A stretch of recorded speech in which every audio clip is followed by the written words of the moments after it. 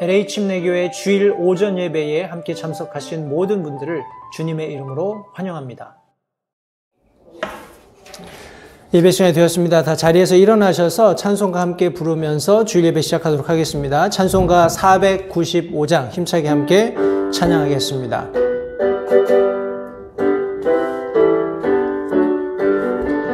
주 하나님 날 위해 하늘 영광 다 버리고 나 같은 죄인 구원코자 십자가 지셨네. 그 귀한 피 능력이 나의 모든 죄 속했네. 나 회개할 때 주님 내게 승리 주셨네. 오 예수는 내 승리 영원한 구주세. 그 귀한 보혈로 날 사주셨다네. 주 예수의 큰 사랑 내 맘속에 넘치네. 나 피 아래 있으니 주 승리 내 걸세. 주 놀라운 이적은 모든 죄 사할 권세니. 앉은 맹이도 일어나고 저 소경 눈 떴네. 주 권능을 나 믿고 주의 이름을 부를 때 내 죄 사하사 주가 내게 승리 주셨네. 오 예수는 내 승리 영원한 구주세. 그 귀한 보혈로 날 사주셨다네. 주 예수의 큰 사랑 내 맘속에 넘치네. 나 피 아래 있으니 주 승리 내 걸세. 주 우리에게 약속한 영광스러운 저 천국, 수정 강물과 저 황금길, 또 생명나무와 저 천사들 노래와 모든 성도들 노래세. 거기 가서 승리 노래 함께 부르리. 오 예수는 내 승리 영원한 구주세. 그 귀한 보혈로 날 사주셨다네.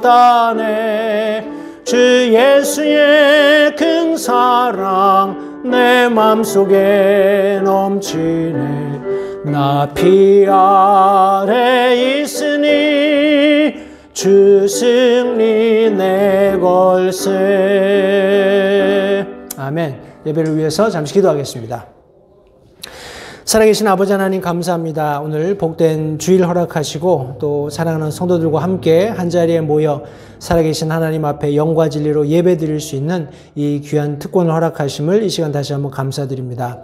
하나님 오늘 드리는 예배 속에서 다시 한번 이 마지막 때를 살아가는 그리스도인으로서 마땅히 하나님께 예배 드려야 함과 하나님의 말씀 가운데 우리의 삶을 참 변화시켜 가시는 하나님의 능력에 우리 자신을 내어드려야 한다는 이런 분명한 성경 말씀에 근거한 진리를 우리가 다시 한번 기억하면서 그런 예배를 하나님 앞에 드리기를 원합니다. 살아계신 하나님이 우리와 직접 만나주시고 또 우리에게 말씀하셔서 우리의 삶이 주님께서 원하시는 그리스도인의 모습으로 변화되어가는 그런 귀한 결단이 있을 수 있도록 성령 하나님께서 자유롭게 운행하시는 이 예배 시간 되기를 간절히 원합니다. 예배를 하나님께서 기억하시고 함께 하셔서 모든 영광을 홀로 받으시기를 다시 한번 간절히 바라오며 예수님의 귀하신 이름으로 기도했습니다. 아멘. 자리에 앉으셔서 우리 찬송가 436장 계속해서 함께 찬양하도록 하겠습니다. 찬송가 436장입니다.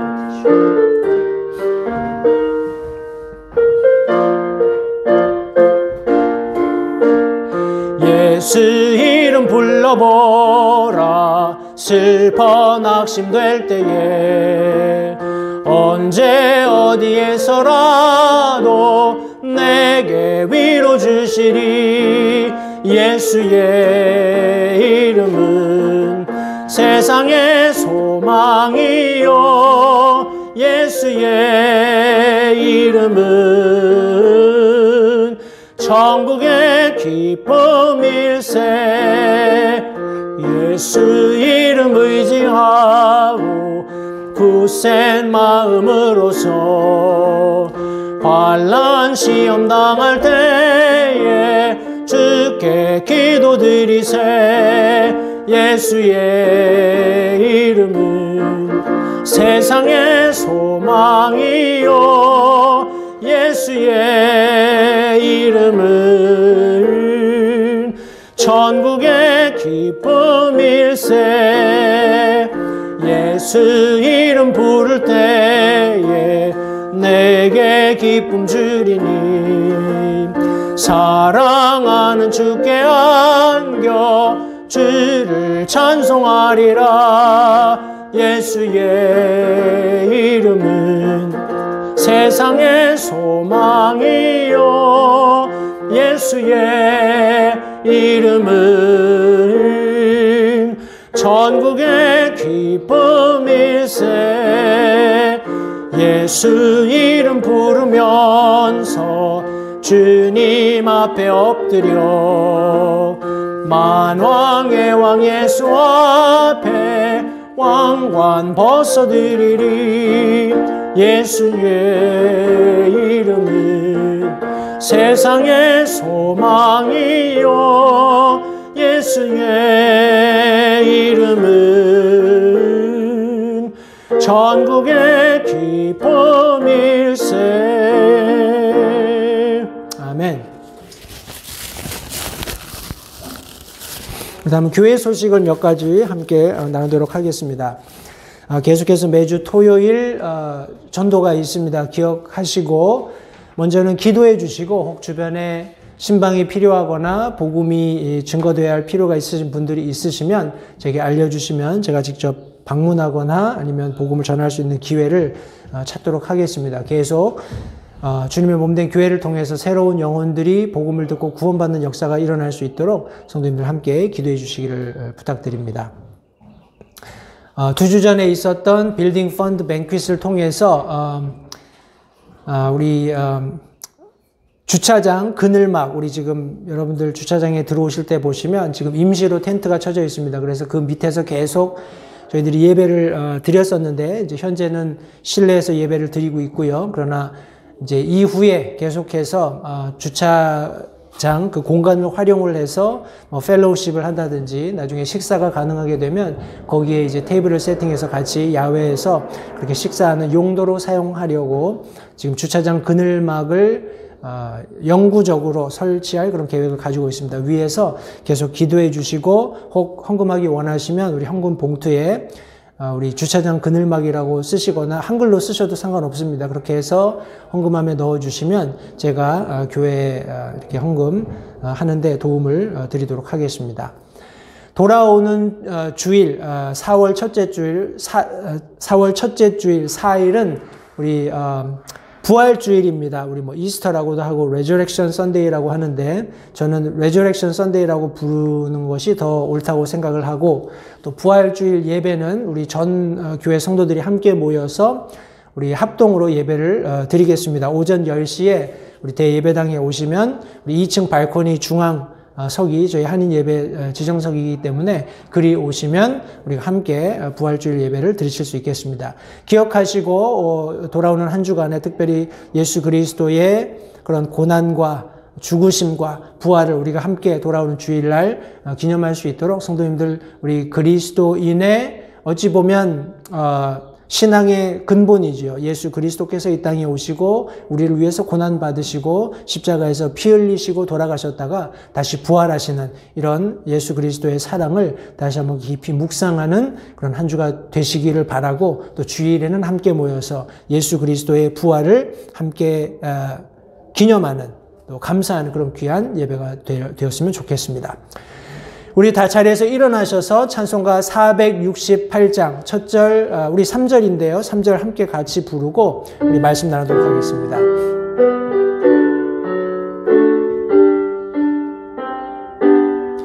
나 같은 죄인 살리신 주 은혜 놀라워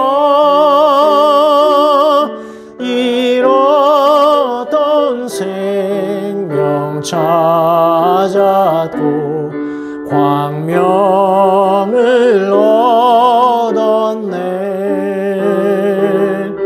내 모든 두려움 쫓아낸 주 은혜 고마워.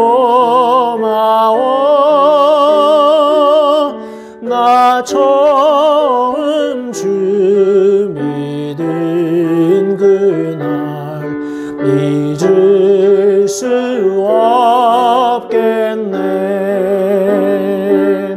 수많은 고난 중에도 은혜로 지킨 주,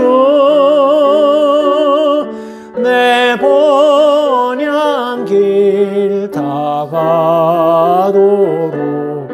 날 인도하시리.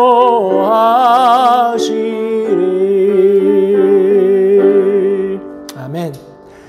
이 시간은 우리 하나님의 말씀 나누도록 하겠습니다. 베드로 전서 4장 7절로 11절까지 있는 말씀을 오늘 이 아침에 성도님들과 함께 나누기 원합니다. 제가 하나님의 말씀을 받들어 읽겠습니다. 베드로 전서 4장 7절로 11절까지의 말씀입니다. 오직 모든 것의 끝이 가까이 왔으니 그러므로 너희는 정신을 차리고 깨어 기도하라. 무엇보다도 너희끼리 뜨거운 사랑을 품으라. 사랑은 허다한 죄를 덮으리라. 불평 없이 서로 대접하라. 각 사람이 선물을 받은 대로 하나님의 여러 가지 은혜를 맡은 선한 청지기로서 서로 그 선물을 써서 섬기라. 누구든지 말하려거든 하나님의 말씀들을 말하는 것 같이 하고 누구든지 섬기려거든 하나님께서 주시는 능력으로 하는 것 같이 그 일을 하라. 이것은 모든 일에서 예수 그리스도를 통해 하나님께서 영광을 받게 하려 함이니 그분께 찬양과 통치가 영원 무궁토록 있기를 원하노라. 아멘. 오늘 본문의 말씀을 가지고 모든 것의 끝이 가까이 왔으니 이런 제목으로 함께 말씀을 나누도록 하겠습니다. 말씀을 위해서 잠시 기도하겠습니다. 사랑이 많으신 아버지 하나님 감사합니다. 이 복된 주일 새 아침을 저에게 허락하시고 다시 한번 죄된 세상 가운데 살다가 참 하나님께서 정하신 그런 복된 주일을 맞이해서 우리가 한자리 함께 모여 하나님 앞에 영과 진리로 예배 드릴 수 있는 이 복된 시간을 허락하신 것을 이 시간 다시 한번 감사드립니다. 하나님께서 노아의 홍수 이전 시대를 보셨을 때에 죄가 관영했던 것을 성경에 기록하셨습니다. 오늘 우리가 살고 있는 이 시대도 죄가 관영한 시대임을 우리가 피부로 체감하면서 그렇게 매일매일을 살아가고 있습니다. 하나님, 우리가 노아의 때처럼 그렇게 죄 가운데 허랑방탕한 그런 자신들의 연회를 즐기면서 시간을 허비하는 그런 삶을 사는 사람들이 되지 않도록 하나님 우리에게 영적인 그런 각성을 허락해 주시기 원합니다. 오직 하나님의 말씀만이 또 하나님의 성령만이 그 말씀 안에 기록된 것을 우리에게 밝히 깨달아 알게 하심으로써 우리가 그리스도인으로서 어떻게 이 세상을 살아가야 하는지 가르치실 수 있다고 믿기 때문에 이 시간 우리가 다시 한번 하나님의 존전에서 하나님의 말씀을 펴고 하나님의 성령의 도우심으로 이 아침에 하나님의 말씀을 듣고자 합니다. 하나님, 노아가 하나님의 눈앞에 의인일 수 있었던 유일한 근거는 하나님과 동행했기 때문이라고 믿습니다. 오늘 이 아침에 우리가 주님과 가까이 동행하면서 주님께서 들려주시는 말씀을 경청함으로 주님께서 예비하신 예수 그리스도 안에서의 평안과 그 예수 그리스도 안에서의 안전함을 보장받는 그런 그리스도인이 될 수 있게끔 주님 선대해 주시기 원합니다. 말씀 전하는 소정의 입술을 다시 한번 주님께 의탁드립니다. 주님께서 용처대로 사용하심으로써 모든 영광을 하나님께서 홀로 받으시기를 이 아침에 다시 한번 간절히 바라오며 예수님의 귀하신 이름으로 기도했습니다. 아멘. 자리에 앉으십시오. 우리가 함께 읽었던 본문은 7절 상반 우리 베드로전서 4장 7절 상반절 말씀은 모든 것의 끝이 가까이 왔다라고 분명히 말씀해 주고 있습니다. 물론 베드로 서신이 기록된 이후로 우리 거반 2000년이 지났습니다만 아직까지 세상이 끝나지 않은 것은 베드로 자신의 서신 속에 기록된 것처럼 예수님께서 길이 참으심으로 모든 사람들이 회개에 이르는, 그래서 구원함을 받아서 하나님께서 예정하신 그런 정죄에 이르지 않는 마지막 심판 자리에 서지 않는 것을 기대하기 때문인 것을 분명히 성경이 언급하고 있습니다. 그럼에도 불구하고 다시 한번 성도님들과 제가 이 말씀 속에서 확인할 수 있는 것은 모든 것의 끝이 가까이 이루고 있다라는 분명한 명제입니다. 성경이 모든 것의 끝이다 라고 이야기했을 때 이 말씀은 문자 그대로 모든 것의 끝을 의미합니다. 우리 사람들은 어떤 일을 시작하면 끝맺는데 조금 인색한 부분이 있습니다. 어떤 의미에서는 게으름이 그것을 방해할 수도 있고, 어떤 의미에서는 뭐라고 할까요? 경각심이 점점 줄어들므로써 그런 일들이 벌어질 수도 있다고 생각합니다. 그러나 어떤 이유가 되었든지 간에 사람들이 무슨 일을 시작했을 때 그것을 끝맺는 것을 잘 훈련하지 않기 때문에 아마도 이 세상의 끝이 도래하고 있다는 부분에 있어서 굉장히 안일한 혹은 태만한 경계심이 없는 그런 생각을 가지고 살아가고 있는지 모르겠습니다. 그런 일들이 계속 축적되는 겁니다. 내가 어떤 일을 해야 되겠다라고 생각을 했는데 잊어버리든지 게을러서 그 일을 하지 못하든지 그런 일들이 하나 둘 생기면서 마치 그런 뭐라고 할까요? 내가 무엇을 끝마쳐야 되겠다, 내가 무엇을 성취해야 되겠다라고 결정한 일을 내가 하지 않아도 특별하게 내 삶에 혹은 내가 살아가는 데에 그런 악영향이 없다라는 것을 생각하면서 그렇게 미루는 그런 습관을 가지면서 그것이 계속 축적되면서 살아가다 보니까 하나님께서 분명히 말씀하셨죠. 마지막 때가 도래하고 있다라고, 마지막 때가 가까이 오고 있다라고. 그런데 그런 말씀을 접하는 그런 과정에서도 설마 혹은 아니야, 오늘은 아닐 거야 하는 그런 아니란 생각을 하고 있는지 모르겠습니다. 그러나 하나님께서 정하신 마지막 때는 어제보다 오늘 더 가까워졌고, 우리 사도 바울의 말씀에 의하면 우리가 처음 믿었을 때보다 훨씬 더 가까워졌음을 다시 한번 기억하면서, 성도님들, 모든 것의 끝이 가까이 이루고 있다는 것, 가까이 왔다라는 분명한 사실을 근거로 우리가 어떤 삶을 살아야 하는지 사도 베드로를 통해서 초대교회 우리 고난받았던 성도들에게 주신 이 조언 속에서 몇 가지 교훈을 함께 상기해 보고자 합니다. 첫 번째는 사도 베드로가 이 고난받는 성도들을 향해서 마지막 때가 도래하고 있으니 너희에게 맡겨주신 청지기의 삶을 살라고 본문 속에서 권고의 말씀을 해주고 있습니다. 거의 오늘 본문으로 삼았던 전절이 되겠습니다만 7절부터 10절까지 있는 말씀에 보시면 오직 모든 것의 끝이 가까이 왔으니 그러므로 너희는 정신을 차리고 깨어 기도하라. 무엇보다도 너희끼리 뜨거운 사랑을 품으라. 사랑은 허다한 죄를 덮으리라. 불평 없이 서로 대접하라. 각 사람이 선물을 받은 대로 하나님의 여러 가지 은혜를 맡은 선한 청지기로서 서로 그 선물을 써서 섬기라. 이렇게 말씀하고 있습니다. 물론 이 말씀을 하나하나 나누면 벌써 여러 가지 우리 사도 베드로가 우리 고난받고 있는 성도들에게 권면하는 내용을 우리가 요약해 볼 수 있겠습니다만, 이 7절, 8절, 9절, 10절 우리 4절의 말씀을 조금 요약해서 우리가 나누어 본다면 청지기의 삶을 살라라는 그런 권면의 말씀을 들어볼 수 있습니다. 성도님들, 청지기의 삶이라는 것은 굉장히 광범위하지만 우리 본문 내용 속에는 첫 번째로 기도하는 삶인 것을 언급해 주고 있습니다.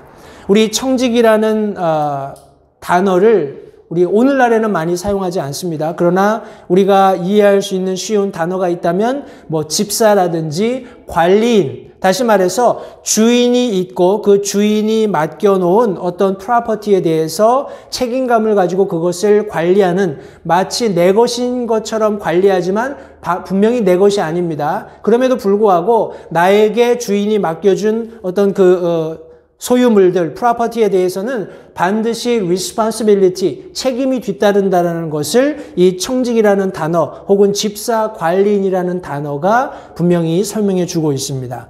그런데 이 청지기에 대해서 우리 뭐라고 언급해 주고 있냐면, 오늘 본문의 말씀은 정신을 차리라 라고 말씀하고 있어요. 우리 sober, 영어로 그렇게 단어로 번역되어 있는데, 사람에 대해서 sober라고 이야기하면 술 취하지 않은 혹은 술 마시지 않은 그런 의미를 담고 있습니다. 성도님들, 청지기가 가령 주인의 재산을 관리하는 그런 과정에서 그런 음주로 인해서 잘못 결단하거나 잘못 판단하거나 잘못 관리하는 그런 일이 벌어지면 굉장히 큰 낭패를 초래할 수 있습니다. 때문에 어떤 의미에서 청지기적인 삶을 살아가는 그리스도인들에게 정신을 차리고, 다시 말해서 맑은 정신으로 이 세상을 살아가는 것은 무엇보다 특별히 우리가 살고 있는 이 시대에 더욱 절실히 요구되는 그런 어떤 캐릭터라고 생각이 됩니다. 그리고 어떤 행동적인 부분에 있어서 우리 정신을 차리라고 했을 때 조용한 혹은 침착한 그런 단어를 우리가 사용할 수 있습니다. 판단이나 무엇을 표현할 때 냉정한, 그리고 온건한, 균형 있는 혹은 분별 있는 이런 단어들을 우리가 사용할 수 있습니다. 성도님들, 이런 모든 단어들이 의미하고 있는 것은 주인이 내게 맡겨준 어떤 것에 대해서 그것이 크건 작건 혹은 많건 적건 간에 성도님들 그것을 관리하는 사람의 어떤 캐릭터로서 이 단어가 적용되고 있음을 다시 한번 기억하시기 바랍니다.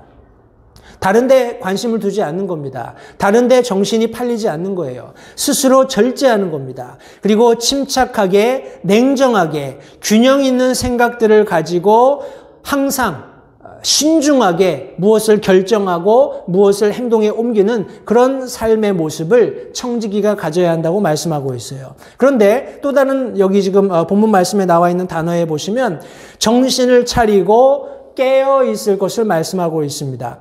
성도님들, 깨어 있다라는 것은 주인이 내게 이런 뭐라고 할까요? 트러스트가 있어서 이것을 맡겼다라는 그런 부분에 있어서 항상 깨어있는 것을 의미하는 것입니다. 내게 주인이 있다라는 것, 그리고 그분이 나를 신임하고 있다라는 것을 분명히 이해하고 있는 그리스도인의 삶을 여기 말씀해 주고 있는 것입니다. 성도님들, 우리 청지기는, 집사 혹은 관리인은 주인의 필요에 민감해야 합니다. 내 필요가 아니라, 내 우선순위가 아니라 주인의 필요에 민감해야 한다는 사실을 기억하면서 항상 깨어 있을 것을 말씀하고 있어요. 그러면서 기도할 것을 성경이 말씀하고 있습니다. 성도님, 우리가 아는 기도는 우리 믿음의 선진들이 얘기했던 것처럼 마치 그리스도인들에게 호흡과 같은 것이다 라고 정의한 바 있습니다. 기도는 우리 간단히 표현한다면 하나님과의 커뮤니케이션입니다. 하나님과의 대화예요. 성도님들, 우리가 대화할 때 중요한 것은 대화가 원웨이가 되면 안 된다는 거죠. 투웨이가 되어야 합니다. 내가 말할 때가 있고 내가 들을 때가 있습니다. 내가 말할 때 내가 주인이 맡겨준 프로퍼티를 관리하면서 경험하게 되는 여러 가지 다양한 어려움들이라고 할까요? 그런 상황들을 주인에게 알릴 수 있어요. 그러나 주인이 말하는 시간이 없다면 그것을 어떻게 해결해야 하는지, 어떻게 관리해야 하는지 적절한 주인의 생각을 우리가 이해할 수 없게 됩니다. 따라서 성도님들, 우리가 기도할 때 물론 우리가 하나님 앞에 우리의 필요를 위해서 기도하지만 더러는 하나님께서 그 필요에 대해서 어떻게 반응하시는지를 하나님께 듣는 그런 과정이 없다면 우리가 그것을 이해할 수 없다는 것을 다시 한번 기억하시기 바랍니다.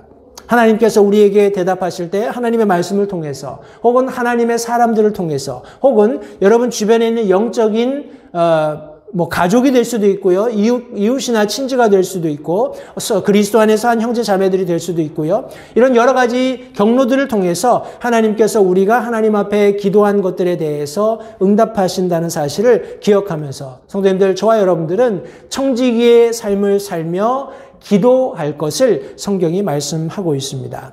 더 나아가서 성경은 청지기의 삶은 기도하는 삶일 뿐만 아니라 품어주는 삶인 것을 성경이 말씀하고 있습니다. 여기 성경 말씀해 보시면 뜨거운 사랑을 성도 상호 간에 할 것을 말씀하고 있습니다. Fervent charity라고 성경이 말씀하고 있습니다. 우리가 알고 있는 charity가 뭔가요? 성경이 잘 그것을 설명해 주고 있는데 우리 고린도전서 사랑장 13장에 우리 사랑이 무엇인지를 잘 설명해 놓았습니다. 고린도전서 13장 말씀해 보시면 4절부터 7절까지 이렇게 기록하고 있습니다. 사랑은 오래 참고 친절하며 사랑은 시기하지 아니하며 사랑은 자기를 자랑하지 아니하며 우쭐대지 아니하며 무례히 행동하지 아니하며 자기 것을 추구하지 아니하며 쉽게 성내지 아니하며 악을 생각하지 아니하며 불법을 기뻐하지 아니하고 진리를 기뻐하며 모든 것을 참으며 모든 것을 믿으며 모든 것을 바라며 모든 것을 견디느니라.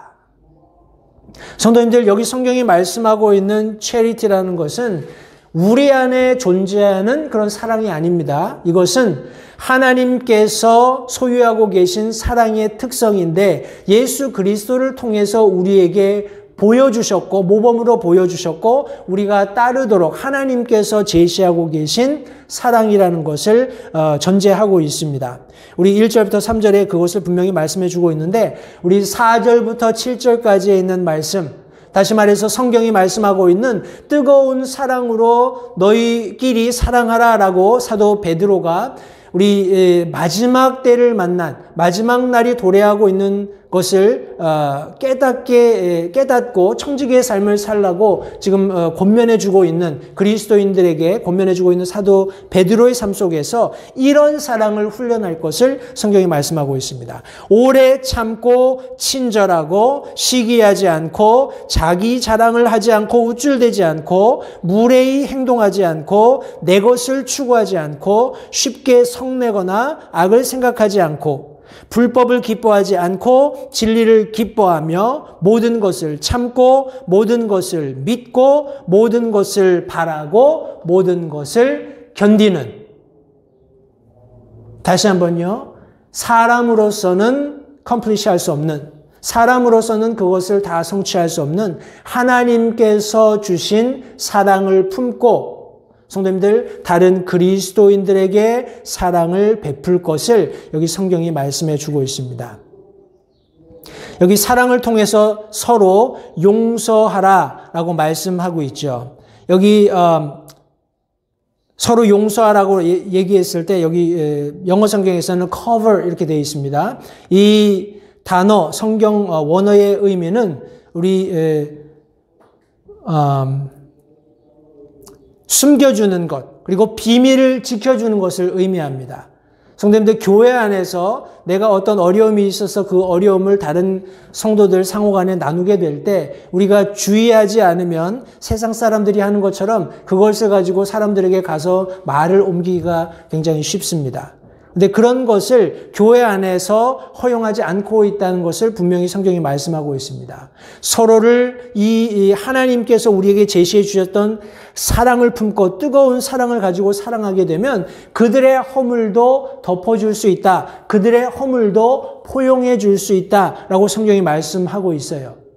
우리가 죄를 커버업하는 그런 의미가 아닙니다. 죄를 하나님 앞에서 커버업하는 그런 차원의 그런 의미가 아니라 다른 사람이 가지고 있는 허물들에 대해서 내가 기꺼이 그것을 용납해주고 그것을 비밀을 지켜주는 그런 차원에서의 그런 우리 단어를 성경이 사용하고 있다는 것을 성경이 말씀하고 있습니다.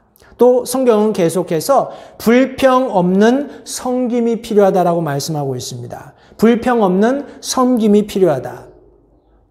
성도님들, 우리가 섬김 하는 단어를 성경에서 많이 듣고 교회에서도 많이 사용하다 보니까 서로 섬기려고 노력하는 것은 사실입니다만 우리가 자칫 잘못하면 여러 가지 내 형편, 내 상황 때문에 그런 섬김이 어려워질 수 있습니다. 그럼에도 불구하고 계속 해야 한다는 부담감 때문에 그 일을 하다 보면 나도 모르게 불평이나 불만을 쏟아낼 수도 있다는 것이에요. 그러나 다시 한번 성경은 마지막 때를 맞이해서 우리가 청지기로서의 삶을 살아갈 때 우리가 하나님께서 우리에게 맡겨주신 그 부분에 대해서 잘 관리하고 잘 그 책임을 감당하기 위해서 기도해야 할 뿐만 아니라 우리 성도 상호 간에 서로를 품는 뜨거운 사랑을 가지고 서로 불평하지 않고 서로 섬겨주는 그런 사랑이 있어야 함을 또한 성경이 말씀하고 있음을 잊지 마시기 바랍니다. 또한 성경은 우리가 은혜를 나누는 삶을 살라고 말씀하고 있어요. 성도님들, 이 은혜를 나눈다라는 것은 어떻게 얘기할까요? 우리가 교회 안에서는 많이 사용하는 단어이기는 합니다만 우리가 은혜를 경험한 적이 없다면 이 은혜를 나눌 수도 없다는 것을 성도님들 다시 한번 기억해 보시기 바랍니다. 하나님의 은혜, 우리 찬송 가사처럼 하나님의 한량없는 은혜를 우리가 경험했습니다. 내가 마땅히 죄인으로서 죽어 멸망할 수밖에 없지만 하나님께서 은혜를 베풀어 주셔서 우리가 구원함을 얻고 이제 하나님의 자녀가 되어서 주님의 몸된 교회에 붙어져서 예수 그리스도의 구속의 날까지 함께 믿음으로 살아갈 수 있다는 것은 이것은 세상의 무엇과도 견줄 수 없는 분명한 은혜임을 우리가 알고 있습니다. 우리가 그런 은혜를 받았다면 값없이 거저받는 은혜를 우리가 경험했다면 다른 성도들에게 교회 안에 있는 다른 지체들에게 우리가 은혜를 나누는 것에 인색하지 말아야 한다는 것을 성경이 말씀하고 있습니다. 다시 우리 첫 번째 대지로 되돌아간다면 이 모든 은혜를 함께 나누는 삶은 우리가 청지기임을 자각할 때 할 수 있는 자연스러운 그런 행동이라는 것을 성도님들 잊지 마시기 바랍니다. 은혜는 반드시 나누어져야 합니다. 다른 사람과 함께 나누어야 합니다. 내 것이 아니에요. 하나님께서 내게 맡겨주셨지만 내 착각 속에 이것이 내 것이라는 착각 속에 있게 되면 성도님들 기도하지도 않게 될 것이고 다른 사람을 포용하거나 품으려고 노력하지도 않게 될 것이고 더 나아가서 이것을 나누려고도 하지 않게 될 것입니다. 그러나 본질적으로 그리스도인들은 마지막 때를 만나서 살아가는 모든 그리스도인들은 잊지 말아야 합니다. 저와 여러분들은 청지기임을 다시 한번 깨달을 수 있게 되기를 바랍니다. 청지기의 삶을 살아가면서 마지막 때를 만난 그리스도인들이 어떠한 삶의 방식을 가지고 살아가는지 우리가 훈련해야 할 뿐만 아니라 그런 훈련하는 그리스도인들의 모습을 이 세상이 볼 필요가 있다는 것을 다시 한번 기억하시면서 오늘 베드로가 전해주고 있는 우리 고난받는 성도들에게 주는 교훈을 통해서 우리가 함께 교훈 받기를 원합니다. 우리 마지막 때를 만난 그리스도인들에게 사도 베드로는 청지기의 삶을 살라고 말했을 뿐만 아니라 더 나아가서 실천하는 삶을 살 것을 말씀해 주고 있습니다. 우리 11절 상반절에 보시면 누구든지 말하려거든 하나님의 말씀들을 말하는 것 같이 하고 누구든지 섬기려거든 하나님께서 주시는 능력으로 하는 것 같이 그 일을 하라라고 말씀하고 있습니다. 성도님들, 청지기의 삶은 내적으로 하나님께서 우리에게 맡겨주신 것들을 잘 관리하려는 노력을 근거로 진행되어야 한다는 것을 성경이 말씀하고 있어요. 그러나 이것은 단지 우리 내부적으로만 그렇게 하는 것이 아니라 실제적으로 우리가 외부적으로도 무엇인가 실천하고 행동으로 옮겨야 할 필요가 있는데 여기 지금 사도 베드로는 두 가지 영역을 우리에게 설명해 주고 있습니다. 첫 번째 영역은 바로 말입니다. 이 말이라는 성경 원어 의미는 우리 word라는 단어도 사용될 수 있고 preaching 아니면 speech 이렇게 여러 단어들을 사용할 수 있습니다. 그런데 이 모든 말들이 하나님과 연관되어 있다는 것을 전제하고 있습니다. 성도님들, 우리가 말할 때 주의하지 않으면 어떤 일이 생기냐 하면 우리의 말과 행동이 일치하지 않는 그런 결과를 때때로 맞게 됩니다.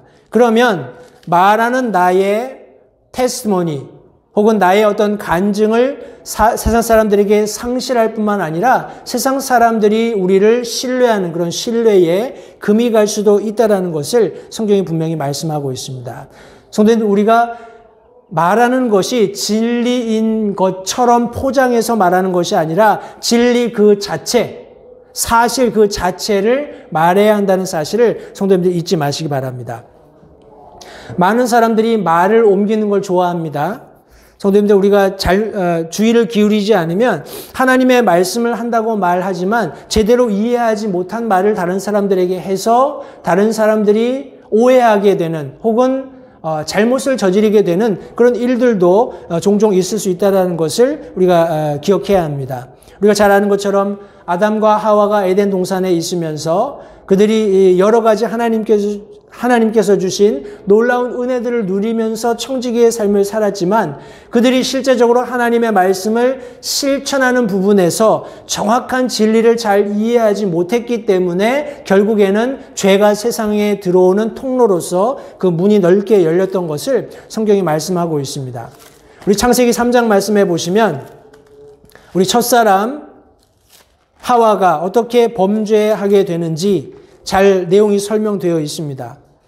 여기 제가 1절부터 읽겠습니다. 이제 뱀은 주 하나님께서 만드신 들의 어떤 짐승보다 더 간교하더라. 그가 여자에게 이르되 참으로 하나님께서 말씀하시기를 너희는 동산의 모든 나무에서 나는 것을 먹지 말라 하시더냐 하니 여자가 뱀에게 이르되 우리가 동산의 나무들의 열매는 먹어도 되나 동산의 한가운데 있는 나무의 열매에 관하여는 하나님께서 이르시되 하면서 어떤 말을 했습니다. 어떤 말을 했는데 이 말이 참된 진리가 아니고 참된 사실이 아니라 그것과 유사한 것이었기 때문에 사탄에게 그런 죄가 들어오게 되는 통로를 열어주게 되었습니다. 성경 말씀해 보시면 하나님께서 이르시되 너희는 그것을 먹지도 말고 만지지도 말라. 너희가 죽을까 염려하노라 하셨느니라. 이 말씀은 2장 17절 말씀에 선악을 알게 하는 나무에서 나는 것을 먹지 말라. 그 나무에서 나는 것을 먹는 날에 내가 반드시 죽으리라 하고 말씀하신 하나님의 말씀을 정확히 이해하지 못한 혹은 정확히 인용하지 못한, 다시 말해서 그것을 알고 그것을 실천하는 부분에 있어서 불확실했기 때문에 그런 끔찍한 죄의 결과가 우리 모든 인류에게 일어났던 것을 성경이 말씀하고 있습니다. 성도님들, 그것은 오늘날 믿는 그리스도인들에게도 당연히 일어날 수 있는 일이라는 것을 잊지 마시기 바랍니다.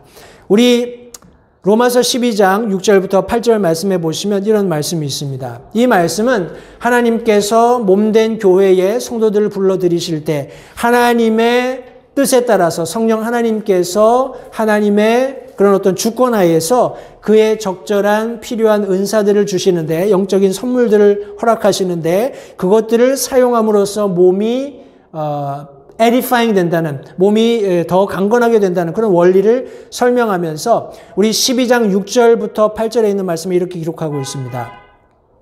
그런즉 우리에게 주신 은혜에 따라 우리가 다른 선물들을 가지고 있으니 대언이면 우리가 믿음의 분량대로 대언하고 혹은 사역이면 우리가 우리의 사역하는 일로 섬기며 가르치는 자는 가르치는 일로 섬기고 권면하는 자는 권면하는 일로 섬기며 주는 자는 단순함으로 그 일을 하고 다스리는 자는 부지런함으로 긍휼을 베푸는 자는 즐거움으로 할 것이니라 라고 말씀해 주고 있습니다. 하나님께서 여러 가지 은사를 선물들을 은혜의 선물들을 교회 안의 성도들 각 지체들에게 하나님께 나누어 주셨을 때 성도님들, 우리가 잊지 말아야 할 것은 이것은 하나님께서 개별적으로 주신 은사들이고 선물들이고 이것들은 하나님께서 주신 어떤 믿음의 분량에 맞추어서 집행되어야 한다는, 실천되어야 한다는 것을 말씀하고 있습니다. 우리가 아무리 많은 영적인 재능을 하나님께로부터 받았다 할지라도 실제적으로 그것을 실천하지 않는다면, 그것을 행동에 옮기지 않는다면 교회에 아무런 유익도 발전도 성장도 없게 된다는 것을 성도님들 기억하시기 바랍니다. 많은 사람들이 하나님께서 구원받을 때 분명히 성령 하나님을 통해서 선물을 은사를 주셨다라고 말씀하고 있는데 나는 이것도 할 줄 모르고 나는 저것도 할 줄 모르고 여러 이유를 대면서 교회 사역 가운데 동참하기를 꺼려하는 경우들을 종종 보게 됩니다. 그러나 그것이 어떤 면으로도 교회에 유익을 끼치지 못한다는 것을 기억하시면서 적극적으로 우리에게 맡겨주신 역할에 있어서 최선을 다해야 한다는 것을 기억하시기 바라요. 이 모든 실천에 옮기는 그런 우리의 영적인 은사들은 하나님의 말씀, 진리에 근거해야 된다는 사실을 다시 한번 기억하시면서 특별히 우리가 언어 활동에 있어서 하나님의 말씀을 전하는 것처럼 하나님의 말씀을 그들과 함께 나누는 것처럼 청지기의 그런 역할을 잘 감당해야 한다는 사실을 잊지 마시기 바랍니다. 성도님들, 우리가 청지기로서 실천할 때 한번 보십시오. 우리가 어떤 말을 할 때 내 어서리티로 하는 것이 아니어야지 마땅하겠죠. 왜냐하면 내가 지금 하고 있는 말에 어떤 뭐라고 할까요? 능력이라고 할까요? 내가 어떤 말을 하겠다, 가다, 부다라고 이야기했을 때 그것을 실제적으로 가능하게 하는 아니면 거절하는 그런 능력이 내게 없다는 것을 우리가 알아야 합니다. 왜요? 저와 여러분들은 청직이기 때문에 그렇습니다. 맡기워진 자이기 때문에 그렇습니다. 그것을 관리해야 할 책임이 있는 사람인 것이지 그것의 실제 소유주가 아니기 때문에 그래요. 때문에 우리가 말할 때 이것이 하나님께 영광이 되는지 하나님께 적합한지 그분께서 내게 맡겨주신 것을 관리하는 부분에 있어서 합당한 것인지를 먼저 생각해야 한다는 말씀을 기억하시기 바랍니다. 물론 컨텍스트 안에서는 그런 의미가 아닙니다만 야고보서 4장 15절 말씀에 의하면 그런 까닭에 너희가 마땅히 말하기를 주께서 원하시면 우리가 살며 이것이나 저것을 하리라 이렇게 말할 것을 성경이 말씀하고 있습니다. 이 말씀은 그 이전 우리 말씀에 의하면 우리가 여러 가지 계획들을 하지만 우리가 성도님들 마치 잠시 피었다가 사라지는 수증기처럼 하찮은 인생을 살고 있기 때문에 뭔가 거창한 말을 할 만한 그런 자격이 없다라는 것입니다. 때문에 우리가 이런 사실을 바탕으로 해서 하나님이 원하시면 내가 살고 하나님께서 원하시면 내가 이 일도 하겠다 이런 차원에서 말하는 것이 합당하다라는 것을 야고보서가 가르쳐주고 있는 것입니다. 성도님들, 우리 옛 속담에도 말 한마디로 천냥빚을 갚는다 그런 말이 있지 않습니까? 성도님들, 말의 퀄리티 혹은 말의 어떤 value라고 할까요? 가치 이런 것들을 우리가 진지하게 생각해 본다면 우리가 함부로 말할 것이 전혀 없다라는 것을 깨닫게 됩니다. 성도님들, 특별히 우리가 교회 안에서 상호 성도 간에 우리가 말하게 될 때 우리가 다시 한번 기억해야 할 것은 이 언어 활동조차도 저와 여러분들이 그리스도의 청지기로서 하나님께서 우리에게 맡겨주신 것들을 관리하는 그런 관리인이라는 사실을 다시 한번 기억하면서 특별히 언어적인 부분에서 적절히 우리의 언어 활동을 실천해야 한다는 사실을 기억하시기 바랍니다. 두 번째 영역은 섬김의 영역입니다. 섬김은 좀 더 적극적인 행위의 실천이 되겠습니다. 이 행위적인 부분에 있어서 말로는 우리가 쉽게 하는 것들이 실제적으로 행동으로 옮기려면 잘 안 되는 경우들이 있습니다. 그러나 성경은 섬김이라는 부분에 있어서도 하나님께서 우리에게 능력을 주신 것처럼 하라고 말씀했어요. 아까 우리가 읽었던 로마서 12장 말씀에서처럼 여러 가지 다양한 은사들을 교회 성도들에게 주셨을 때 그것이 시의적절히 교회 안에서 실행되어야 하는데 하나님께서 주신 능력을 가지고 그것에 최선을 다할 것을 성경이 말씀하고 있는 것입니다.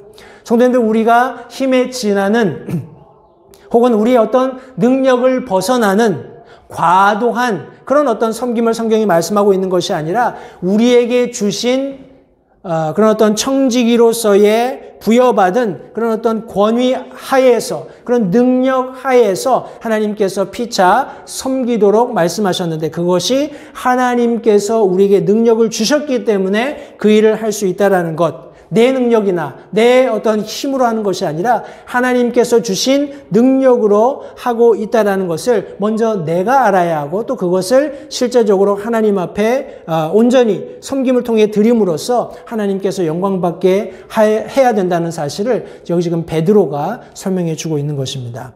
성도님들, 우리 야고보서 2장 26절 말씀이 말씀하고 있는 것처럼 영이 없는 몸이 죽은 것 같이 행위 없는 믿음도 죽었다라는 분명한 명제의 말씀을 기억하면서 성도님들, 우리가 말씀 안에서 분명히 마지막 때를 살아가는 그리스도인에게 가르쳐주고 있는 이 교훈의 말씀에 근거해서 살아간다면 우리는 반드시 청지기의 삶을 살아야 합니다. 청지기의 삶은 특별히 실천하는 삶인데 우리의 언어적인 부분과 섬김이라는 부분에 있어서 끊임없이 하나님께서 주신 능력을 가지고 우리가 실천함으로써 우리가 가지고 있는 말씀에 근거한 믿음이 분명히 살아있고 운동력 있게 우리 삶에 역사하고 있음을 드러내 보일 필요가 있다는 것을 성도님들 잊지 마시기 바랍니다.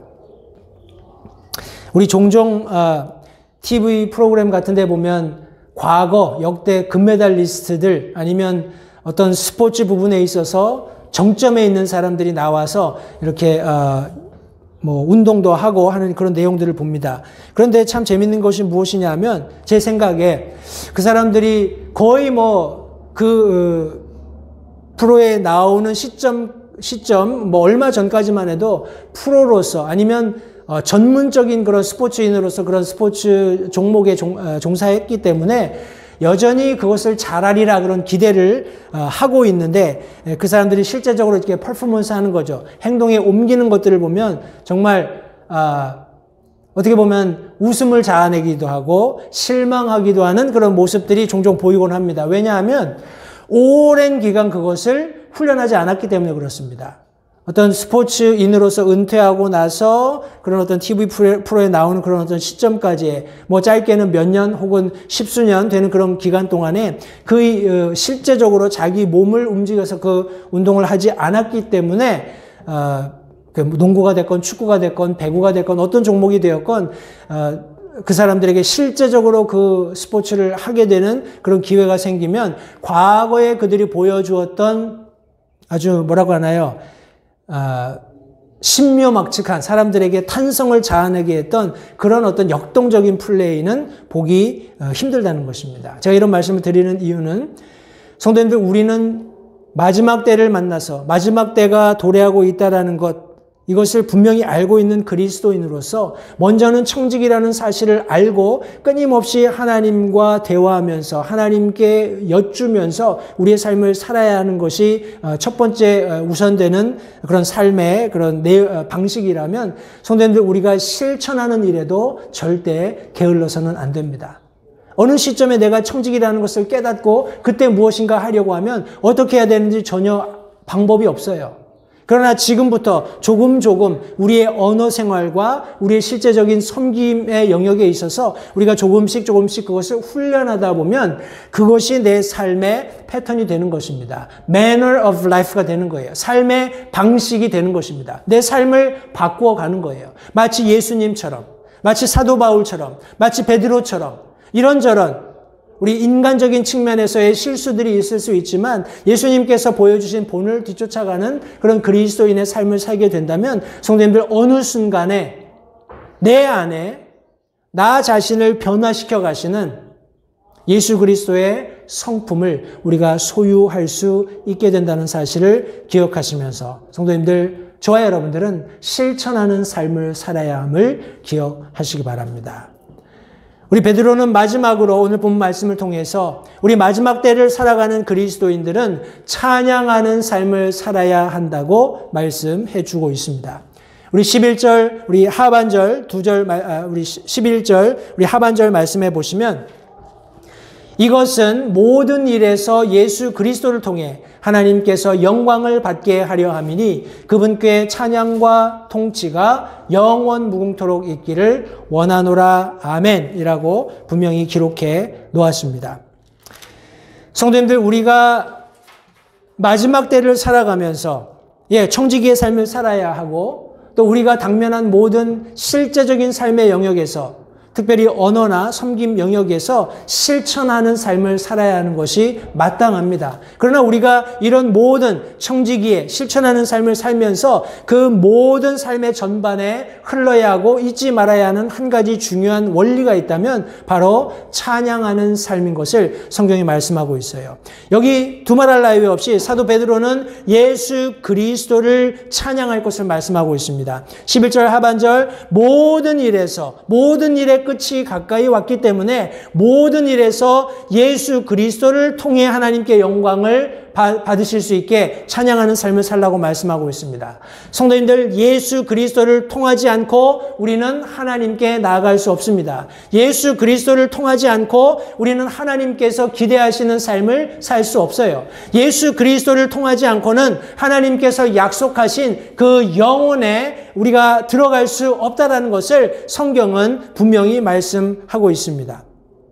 때문에 에베소서 5장 20절 말씀에 사도 바울은 모든 일로 인해 우리 주 예수 그리스도의 이름으로 항상 아버지 하나님께 감사하고 라고 말씀하고 있습니다. 모든 일로 인해 우리 주 예수 그리스도의 이름으로 항상 아버지 하나님께 감사하고, 예수 그리스도를 통해서 우리가 죄사함을 얻게 되었습니다. 예수 그리스도를 통해서 우리가 구원함을 얻게 되었어요. 예수 그리스도를 통해서 하나님의 아들들이라는 칭호를 얻게 되었습니다. 성도님들, 이것은 굉장한 특권이며 굉장한 은혜라는 사실을 다시 한번 기억하시기 바랍니다. 우리가 예수 그리스도의 이름을 높이는 것, 예수 그리스도의 이름을 찬양하는 것, 성도님들, 이것은 그리스도인으로서 마지막 때를 살아갈 때 우리의 정체성을 너무나도 분명하게 확신하는, 너무나 분명하게 드러내는 사실이라는 것을 다시 한번 기억하시기 바랍니다.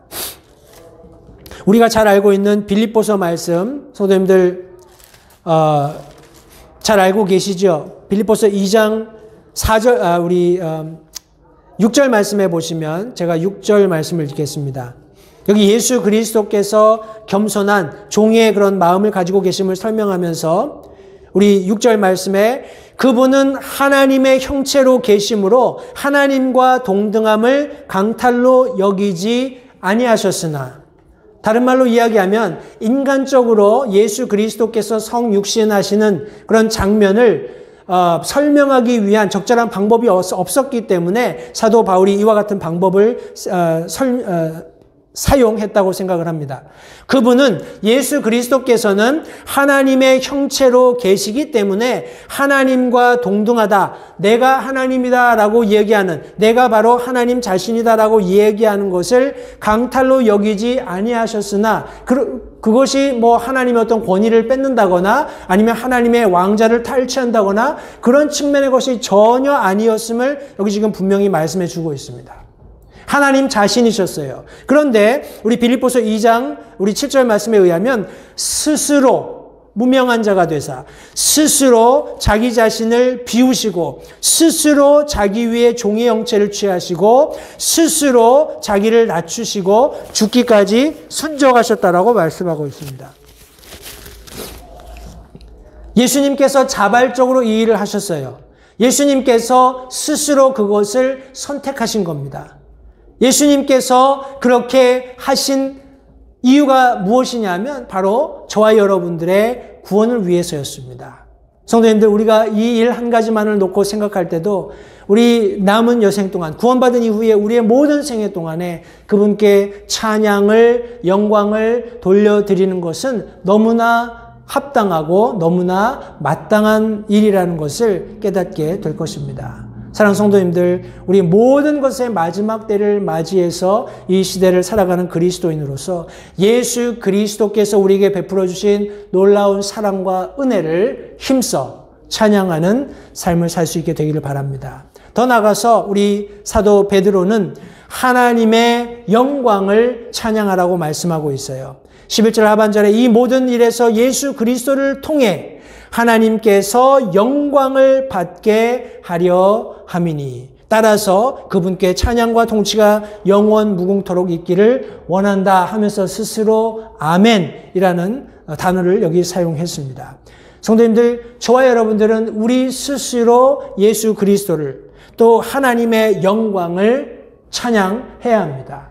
뿐만 아니라 더 나아가서 우리 주변에 함께 믿는 그리스도인들에게 하나님께 영광이 될 만한 어떤 일이 있을 때, 그들이 그런 것을 회중 앞에 간증했을 때 성도님들, 우리가 아멘으로 동참해야 한다는 사실을 잊지 마시기 바랍니다. 저 사람은 그런 일이 있어서 좋겠다. 저 사람은 저런 어려움 속에서 하나님께서 저런 놀라운 은혜를 베풀어 주셔서 그런 모든 문제들이 해결되었는데 참 좋겠다. 왜 내게는 그런 일이 없나. 이런 뭐라고 할까요? 제3자적인 입장에서 그런 다른 사람들에게 일어난, 다른 믿는 그리스도인들에게 일어난 그런 하나님의 은혜가 경험된 그런 상황을 목격하면서 성도님들 반응하지 마시기 바랍니다. 이것은 내게도 일어날 수 있는, 하나님께서 여전히 모든 믿는 그리스도인들에게 약속하신 복들이라는 사실을 기억하면서 하나님께 찬양 올려드릴 어떠한 제목이라도 함께 공유가 되거든 그것을 아멘으로 받으면서 살아계신 하나님께서 나도 그런 은혜를 받을 수 있는, 나도 그런 하나님의 놀라운 사랑 가운데 거할 수 있는 특권을 내게도 주셨구나 하는 그런 동일한 믿음 속에서 하나님을 함께 찬양하는 그런 성숙한 그리스도인의 그런 행동을 우리가 함께 배워갈 수 있게 되기를 바랍니다. 고린도전서 10장 31절 말씀에 사도 바울은 고린도 교회에 권면하기를 그런즉 너희가 먹든지 마시든지 무엇을 하든지 다 하나님의 영광을 위해 하라라고 말씀하셨습니다. 성도님들, 이것은 우리의 심적인 확신 혹은 그것이 밖으로 드러나서 실천하게 되는 어떤 행위적인 부분, 더 나아가서 하나님 앞에서 우리의 삶의 자세, 이 모든 것을 다 포함하고 있는 것입니다. 먹든지 마시든지 무엇을 하든지 삶의 모든 영역에서 다 하나님의 영광을 위해 하라라고 권면해주고 있는 이 말씀을 성도님들 다시 한번 기억하시기 바랍니다. 오늘 본문의 말씀 속에서 모든 것의 끝이 가까이 왔으니, 따라서 성도들은 우리 청지기로서의 삶을 살아야 하고 그 삶 속에는 반드시 실천이 뒤따라야 한다는 것을 성경이 말씀하고 있습니다. 성도님들, 우리가 청지기로서 실천하면서 이 마지막 때를 만난 그리스도인으로 살아갈 때 반드시 우리는 우리를 구원하신 예수 그리스도와 또 그분을 통해서 하나님의 영광을 찬양하는 그런 그리스도인의 삶을 살아야 한다는 것을 다시 한번 기억하시면서 매일 매순간 여러 가지 어렵고 힘든 상황들을 우리가 직면하게 될지라도 성도님들, 우리가 하나님을 찬양하는 삶의 그런 훈련을 그치지 않고 지속함으로써 주님 오실 때 우리가 그분을 즐거운 낯으로, 반가운 낯으로, 부끄러운 모습이 아니라 우리가 훈련하고 함께 실천하며 살았던 그 모습 그대로 주님을 만날 수 있게 되기를 다시 한번 간절히 원합니다. 우리가 함께 마지막 때를 만난 그리스도인으로서 삶의 변화를 가져오는 그런 귀한 결단들이 이 시간 있기를 간절히 바라며 우리 말씀을 마치도록 하겠습니다. 기도하겠습니다.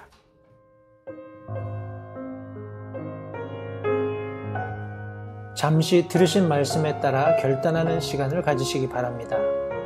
하나님께서 무엇을 말씀하시든지 따르기로 결단하십시오. 하나님께서는 순종하는 자들을 존중하십니다. 아직 예수님을 개인의 구주로 영접하신 사실이 없으시다면 자신이 죄인됨을 인정하며 하나님께 나오는 자들을 하나님께서 받아주신다는 확실한 말씀에 근거하여 다음과 같이 기도하십시오. 하나님, 나는 죄인입니다. 나는 내 죄로 인해 죽을 수밖에 없음을 압니다. 그러나 예수님께서 내 죄를 위해 십자가에서 피 흘려 죽으시고 사흘 만에 다시 살아나셔서 내 죄값을 모두 지불하셨고 내게 새로운 생명을 약속하셨음을 믿습니다. 지금 이 순간 예수님을 내 마음에 모셔드립니다. 내 마음에 오셔서 나의 주와 그리스도가 되어주십시오. 예수님 이름으로 기도했습니다. 다음과 같이 기도하셨다면 여러분은 성경 말씀대로 구원을 받으셨습니다. 계속해서 주 안에서 함께 자라가는 복된 교제가 있기를 간절히 바랍니다.